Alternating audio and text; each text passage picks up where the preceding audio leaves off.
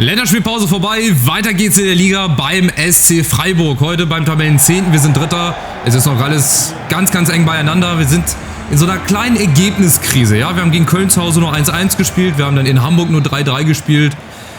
Aber ja, da müssen wir durch. Mehr gibt es dazu nicht zu sagen. Wir probieren es heute wieder mit einem Sieg. Und auch heute wieder mit der besten Elf. Also das heißt, Ekitike spielt, der andere Fofana spielt. Hinten haben wir Robin Koch wieder zurück neben Dimitriou. Das könnten ja auch so ein paar Faktoren sein, warum es halt im letzten Spiel nicht so gut funktioniert hat. Die Freiburger haben auch die letzten beiden Spiele verloren. Also auch die sind in so einer kleinen Ergebniskrise. Ich hoffe, dass wir uns da heute befreien können. Und wir haben die erste Chance durch Usun. Ja, geht gleich wieder gut und schwungvoll los. Die Freiburger in so einer Dreierkette 3-4-2-1. Also das, was die Eintracht normalerweise auch öfter mal spielt in echt. Wobei, da ist jetzt momentan so das 4-4-2 oder 4-2-3-1 zu ihrer Formation geworden. Aber das haben sie auch schon öfter gespielt. Und am besten wir machen gleich weiter hier. Ekitike, Adingra. Ja, zieht man einen Mann weg. Jetzt fehlt mir hinten einer. Fofana nämlich. Der kann auch von Weiden schießen. Um Gottes Willen. Was macht der denn? Yusuf Fofana, bitte zum Tanz. Mein lieber Freund, da hat der da wieder einen rausgerotzt. Schöne Flugkurve. Müssen wir uns nochmal angucken. Hier Fofana hat Platz und ihr seht, der kann von Weitem schießen und der, ja, schlägt oben ein. Also, da gibt es auch nicht mehr viel zu sagen. Das muss man auch einfach mal genießen. Das muss man mal so stehen lassen. Das könnt ihr gerne hochladen auf sämtlichen Social Media Seiten. 4. Tor im 11. Spiel. Ganz, ganz wichtig, mal wieder in Führung zu gehen. Und gerade durch so ein, ja, Traumtor. Muss man einfach so sagen, das war ein Traumtor. Besser hätte ich selber auch nicht machen können. Und wichtig ist, gleich den Schwung mitnehmen. Gleich natürlich aufs 2-0 gehen, damit die Freiburger hier überhaupt nicht ins Spiel reinkommen. Das wäre so die Ideallösung. Aber auch die Freiburger werden wir nicht 90 Minuten lang von unserem Tor weghalten können. Das ist nun mal so. Defensiv, wie gesagt, wir haben es im letzten Part angesprochen, 18 Gegentore schon, das ist einfach zu viel. Und da versuche ich mich natürlich immer von Spiel zu Spiel zu steigern. Achtung! Aber wenn er natürlich immer wieder solche Chancen zulässt, da hat man natürlich jetzt auch wieder Glück. Da muss man sich halt auch nicht wundern, dass man selten zu 0 spielt. Bei mir ist halt immer Spektakel, deswegen wird zu 0 spielen bei mir sehr, sehr schwierig. Aber es ist wieder Fofana vorne, Fofana. Da kommt er leider nicht mehr ganz ran. Da hat ihm dann leider der Speed so ein bisschen gefehlt am Ende. Jetzt kommen die Freiburger. Achtung. Mit dem Durchbruch. Oh, oben Alvarez ist nicht im Abseits. Müssen wir stehen. Rega ist da. Rega ist da. Sehr schön. Und wir klären das. Und haben jetzt die Chance wieder umzuschalten. Deswegen, wir halten uns hier gar nicht lange hinten auf. Direkt wieder nach vorne. Ekitike gegen 2 Mann. Und dann versuchen wir mal so ein bisschen hier das Spiel zu beruhigen, aber es geht gar nicht. Es ist gar nicht möglich. Durch unsere Ballverluste, durch das Freiburger Pressing. Enjoy mit der nächsten Chance. Oh, Gott sei Dank zu weit. Gott sei Dank zu weit. Adingra. Und die nächste Chance. Ekitike. Guck mal, das Ekitike läuft durch, dann kriegt er den Ball. Im richtigen Moment. Schöne Drehung. 1 gegen 1 geht wieder nicht. Weil die wieder genau wissen, wo ich hin will. Dann machen wir es nochmal mit Fofana. Nee. Vielleicht diesmal mit Koopmeiners. Der kann auch gut von Weitem schießen. Oder sich auch den Gegner mal zurechtlegen. Aber da hat wieder der Moment gefehlt, von Usun den Ball im richtigen Moment zu spielen. Dafür kommt Rega jetzt. Ja, ist auch zu sehr mit dem Kopf durch die Wand. Vielleicht jetzt. Schneller Einwurf, Usun, Ekitike. Fofana kommt wieder unten. Fofana macht's noch einmal. Der Doppelpack. Und wieder ein schöner Schuss. Nicht ganz so schön wie beim 1-0, aber der war auch nicht von schlechten Eltern. Der knallt nämlich nochmal gegen den Pfosten. Das heißt, er war sehr, sehr platziert. Gut geschossen. Da kommst du dann meistens nicht hin. Schön freigespielt, Fofana. Schön per Dropkick. Und natürlich dann auch das Glück, dass der reingeht. Ne? Vom Pfosten ins Tor springt und nicht einfach raus. Satt getroffen per Dropkick. Schönes Tor. Und der Doppelpack freut mich für Fofana. Das ist wirklich ein Gewinn für die Truppe. Oh, da ist ein Muster zu erkennen. 27. Jetzt müsste die 47. Minute folgen. Aber es ist ein sehr, sehr starker Auftritt bislang. Auf jeden Fall Form verbessert gegenüber des Spiels in Hamburg und auch das letzte Heimspiel. Und noch ist ja nicht Halbzeit. Adingra, Ekitike. 3-0. Jetzt knipsen wir so innerhalb von 2 Minuten den Freiburgern schon die Lichter aus, weil wir das wieder schnell und direkt gespielt haben. Ein Kontakt, Adingra und Ekitike genauso wie Fofana. Sehr, sehr abschlussstark. Und da ist nichts zu machen. Weder für den Keeper noch für die Verteidigung. 3-0, das ist sehr, sehr gut. Sehr, sehr starker Auftritt. Und das ist dann die Antwort auf die Kritiker, die es auch vielleicht geben würde. So, die Bild-Zeitung zum Beispiel. Oh, die Frankfurter Eintracht in der Ergebniskrise. Spielerisch läuft es nicht mehr. Ist der Trainer schon vor dem Aus oder so? Keine Ahnung. Ihr kennt ja die ganzen Schlagzeilen, die dann mal schnell geschrieben werden. Oder wird die Eintracht jetzt absteigen? Oder keine Ahnung, Abstiegskandidat Nummer 1. So Sachen würde es bestimmt zu lesen geben von diversen Zeitungen. Aber wichtig, dass man sich davon nicht verrückt machen lässt, dass man halt auch einfach die Antwort auf den Platz gibt. Und die machen wir momentan, die geben wir zurzeit. Oh, schöner Ball, aber zu weit, oder? Ja, zu weit. Aber wichtig, dass wir auch so weiterspielen, dass wir jetzt auch mal wirklich versuchen, hier zu 0 zu spielen. Das wäre nämlich auch gut fürs Torverhältnis. Nächste Chance, Fofana natürlich. Angetrieben. Warum auch nicht? Fofana läuft sich wieder frei. Könnte abseits sein, ja. Das war dann doch ein bisschen zu schnell von ihm, obwohl es auch nur knapp war. Ja, die Kniescheibe.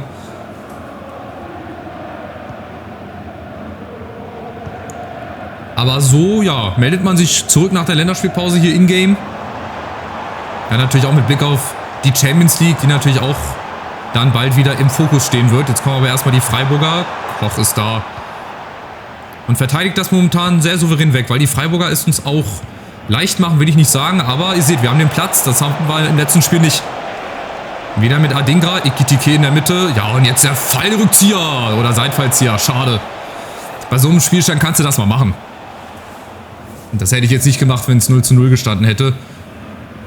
Schade, aber so ein Tor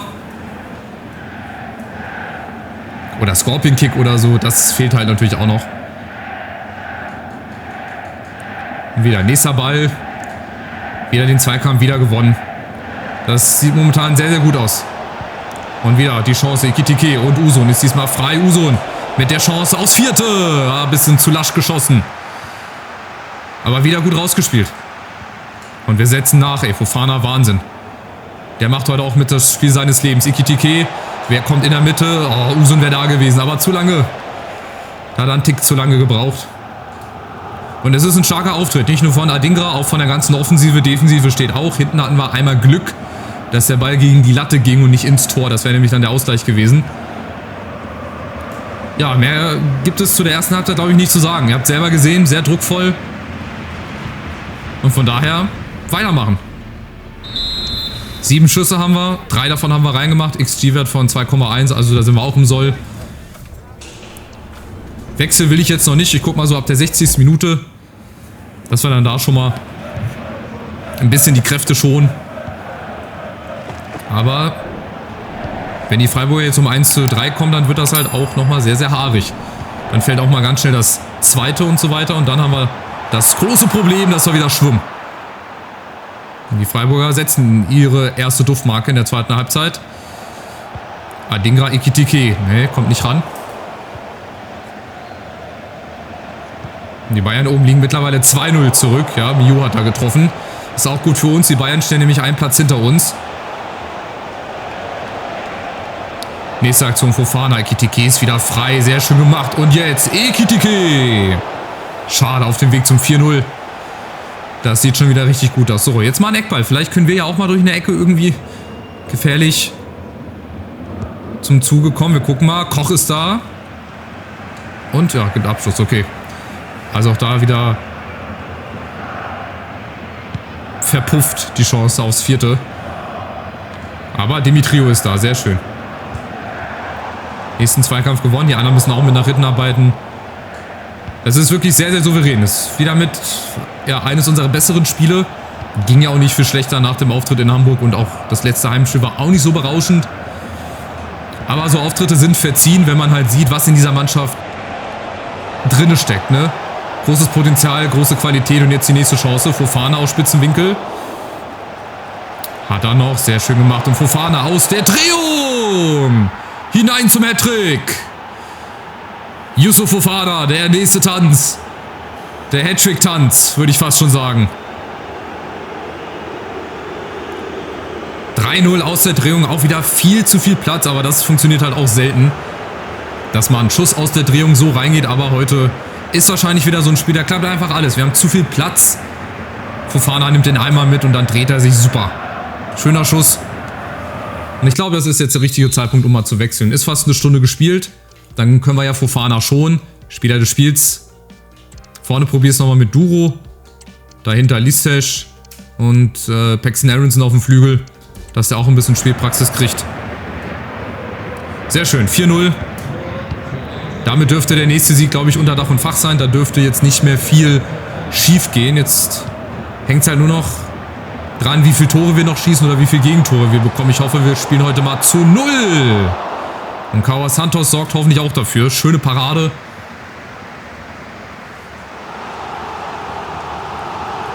Und weiter geht's. Nächster Eckball. Ndoye. Jarek ist da und wieder so ein gefährlicher Ball in die Mitte, aber guck mal, das macht das schön. Und Adingra und Paxton Aronson allein gegen alle, gegen Osterhage. Ja, da muss er jetzt auf Adingra warten. Schade. Das wäre eine Gelegenheit gewesen, aber wir sind noch vorne. Freiburger sind noch nicht wieder richtig sortiert. Adingra ist da. Aus Spitzenwinkel. Adingra! 5-0. High Five. Ja, das ist ein Spiel, wo wieder alles klappt. Also das merke ich schon. Da kommt jeder Ball an. Wir können uns im Strafraum den Ball gefühlt hin und her spielen. Fofana schießt ein Traumtor oder schießt sogar 2 schöne Tore. Und der Ball aus Spitzenwinkel. Adingra.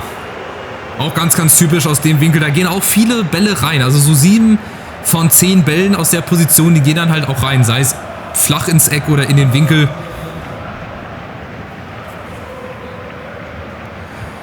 Und wir tun, was das Tor will. Das ist auf jeden Fall also 5-0. Jetzt müssen wir nur noch mal hier die 0 hoffentlich halten. Koch ist da. Und wieder viel zu viel Platz. Also ich weiß nicht, was die Freiburger jetzt hier noch vorhaben. Ob die wirklich noch aus 5-1 spielen oder auf 5-2.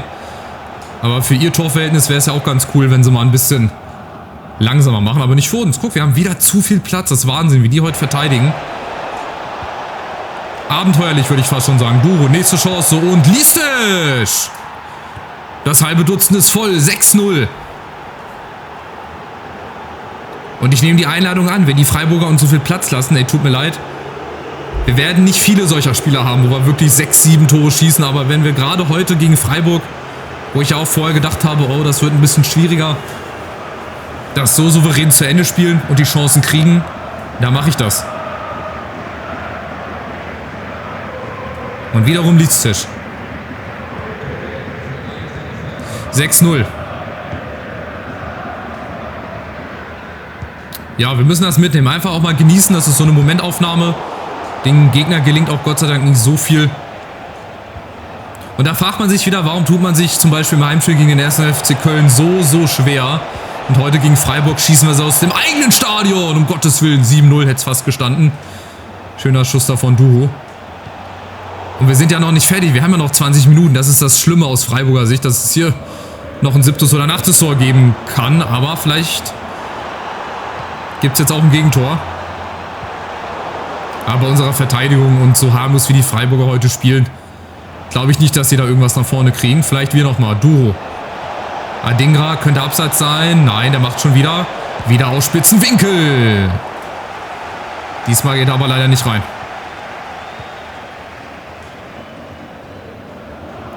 Und jetzt kommen aber die Freiburger. Osterhage wieder über rechts. Die wollen trotzdem zumindest den Ehrentreffer, aber ich möchte das nicht. So, guck mal, das Listesch. Und wieder Duro und wieder Boch.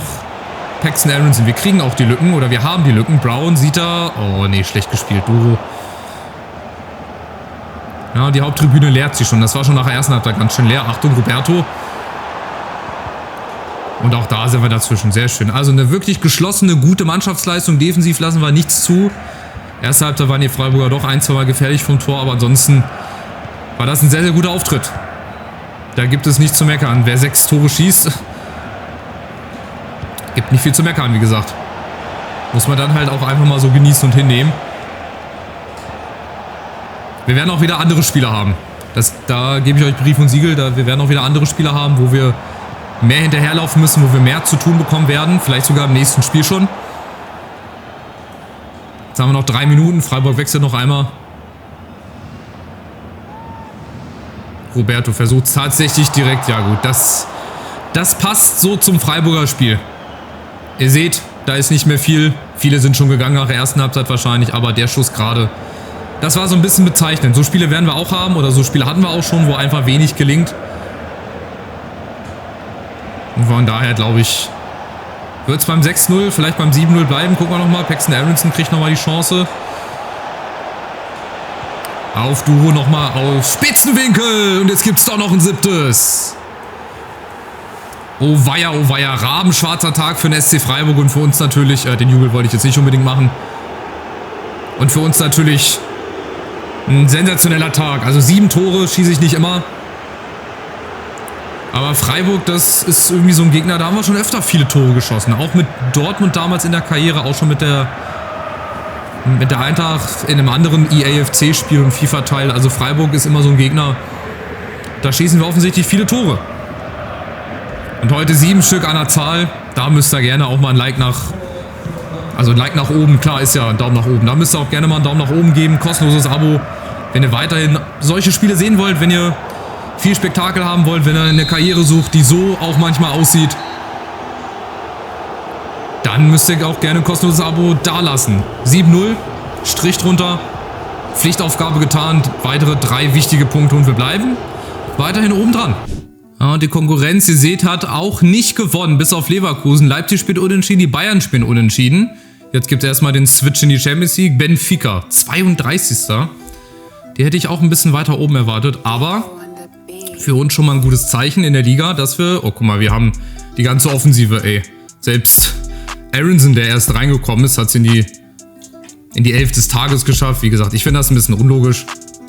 Ich würde das nicht so übertrieben machen. Naja, also Benfica hat auch aus den letzten 5 Spielen, das letzte wissen wir nicht, 3 verloren, 1 unentschieden. Die haben aber eigentlich auch eine gute Truppe. Aktioglu, Kökçü, Barreiro, vorne Araujo. Ja gut, Jan-Niklas Beste natürlich, der ist jetzt beim SC Freiburg. Dann Schäfer rechts, das ist so ein Jugendmann wahrscheinlich oder ein generierter Spieler. Bei Rami hat auch kein echtes Gesicht oder beziehungsweise gar kein Gesicht. Das ist auch immer sehr gefährlich, da weiß man auch immer nie. Ja, überrascht mich. Also ich hätte Benfica auch ein bisschen weiter oben erwartet. Bin ich euch ehrlich. Gucken wir doch mal kurz auf die Tabelle. Also erst in der Bundesliga. Na. Dann halt erst in der Champions League. Also wir sind nach wie vor auf dem 4. Platz, haben 4 Siege aus 4 Spielen. Wir sind voll im Soll. Wir können sogar schon die Weichen, obwohl Fenerbahce ist 9. Obwohl die haben schon gespielt. Die hatten schon ihr Spiel. Das heißt, wenn wir jetzt gewinnen sollten, haben wir 5 Punkte Vorsprung. Das wäre schon fast sicher das direkte Achtelfinale. Aber wir lassen uns überraschen. Bis zum letzten Spieltag, das kann wirklich noch ganz heiß hergehen, von daher schauen wir mal. Und wir sind Tabellenführer, aber natürlich punktgleich mit Leipzig, mit Leverkusen, 5 Punkte Vorsprung, weil wir das beste Torverhältnis haben. Also die 7 Tore gegen Freiburg, die haben uns echt sehr, sehr gut getan. Wir haben mit 36 Tore geschossen, weiterhin natürlich 18 Gegentore. Augsburg ist dann zu Hause, glaube ich, der nächste Gegner, so wie das ausschaut, genau. Also wie gesagt, es ist sehr eng und wenn ihr bislang nicht abonniert habt, wenn ihr noch mehr Argumente braucht, um hier eine spektakuläre Karriere zu erleben mit der Eintracht oder generell Karriere, dann weiß ich auch nicht. Dann seid ihr selber schuld, würde ich sagen. Also, macht's gut, bis zum nächsten Part. Dann in Lissabon. Bin sehr, sehr gespannt, wie wir da performen. Und dann, ja, machen wir vielleicht schon so gut wie das Achtelfinale klar. Macht's gut. Ciao, ciao.